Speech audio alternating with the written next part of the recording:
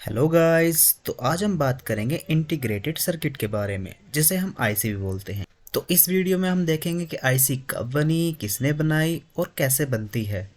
तो चलो video start करते हैं। पहली आईसी 1959 में रॉबर्ट नॉइस ने फेयरचाइल्ड सेमीकंडक्टर नामक अमेरिकन कंपनी में बनाई थी, पर यह आईसी 25 अप्रैल 1961 में इंट्रोड्यूस की गई थी। तो जैसा कि आपको पता है, जितने भी हमारे इलेक्ट्रॉनिक्स इक्विपमेंट होते हैं उन सब में आईसी का यूज होता है। For example mobile, laptop, amplifier और चार्जर।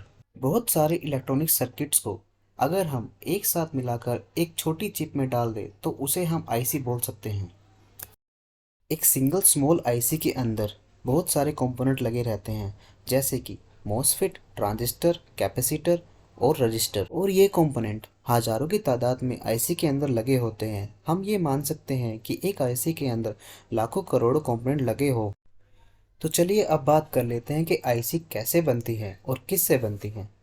आईसी बनाने में सबसे पहला मटेरियल सिलिकॉन यूज होता है और इसको हम सिलिका नामक सैंड से प्राप्त कर सकते हैं। सिलिकॉन हमारी धरती पर दूसरा सबसे ज्यादा मिलने वाला पदार्थ है। तो चलिए अब जान लेते हैं आईसी बनाने के लिए किस किस प्रोसेस का इस्तेमाल करना पड़ता है। जैसा कि आप स्क्रीन पर देख रहे हैं, ये 8 प्रोसेस है। तो आइए इनको एक एक करके समझते हैं। सिलिका सैंड से जो हमने सिलिकॉन निकाला था, उसमें से सैंड को अलग करने के लिए कार्बन मिक्स किया जाता है और फिर उसे बहुत तेज हीट पर पिघलाया जाता है। इन दोनों के पिघलाए जाने से हमें प्योर सिलिकॉन प्राप्त होता है। उसके बाद इसमें क्रिस्टल मिलाया जाता है, इससे हमें सिलिकॉन क्रिस्टल प्राप्त होता है। फिर इस सिलिकॉन क्रिस्टल से सर्कुलर वेफर बनाए जाते हैं। वेफर बनाने के बाद इनके ऊपर सर्किट डिजाइन किया जाता है और कंपोनेंट बनाए जाते हैं। ऑक्सीडेशन प्रोसेस में वेफर्स के ऊपर ऑक्सीजन की एक परत चढ़ाई जाती है, जो कि 1250 डिग्री तापमान के ऊपर कार्य किया जाता है। ऑक्सीडेशन के अंदर इलेक्ट्रिकल इंसुलेशन प्रॉपर्टीज होती है, इसलिए इसका यूज वेफर्स के ऊपर किया जाता है। डिफ्यूजन के अंदर इम्प्योरिटी एटम्स को जोड़ा जाता है। इसके अंदर डोपेंट या इम्प्योरिटी एटम को सिलिकॉन के अंदर जोड़ा जाता है, जो इसकी रेजिस्टिविटी को चेंज कर देता है। डिफ्यूजन प्रोसेस तापमान पर निर्भर करता है। इस प्रोसेस को 1000 डिग्री से 1200 डिग्री तक के तापमान के बीच किया जाता है। अच्छी डोपिंग कंडक्टिविटी को इम्प्रूव करती है।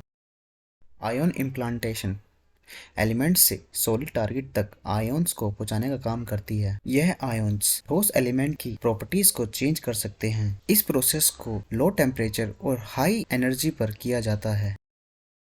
केमिकल वेपर डिपोजिशन का use high quality solid material बनाने में किया जाता है। यह प्रोसेस सेमीकंडक्टर के ऊपर पतली फिल्म बनाने का काम करती है। इस प्रोसेस को हवा के प्रेशर से भी कम प्रेशर वाली जगह में किया जाता है, इसलिए इसे वैक्यूम डिपोजिशन भी कहते हैं। केमिकल और वेपर को किसी सतह पर ठोस परत बनाने के लिए भी यूज किया जाता है और इसे प्रोटेक्टिव लेयर बनाने के लिए, जैसे कि silicon dioxide, polysilicon and silicon nitrate.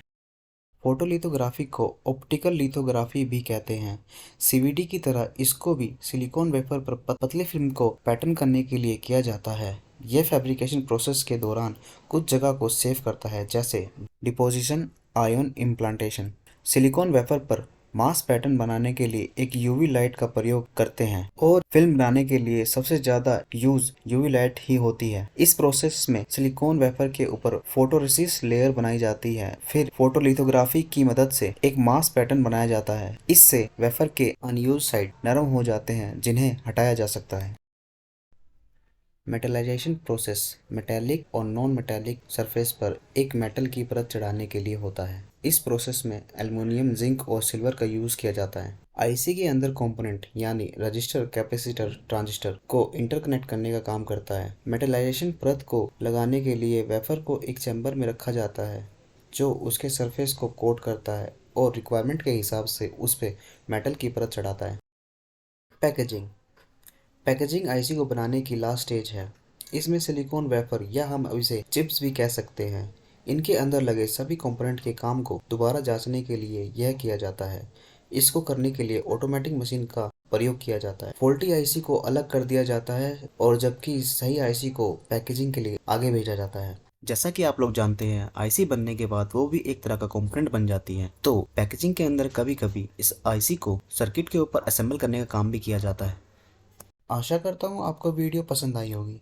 हो सके तो लाइक एंड शेयर जरूर करें। Thank you.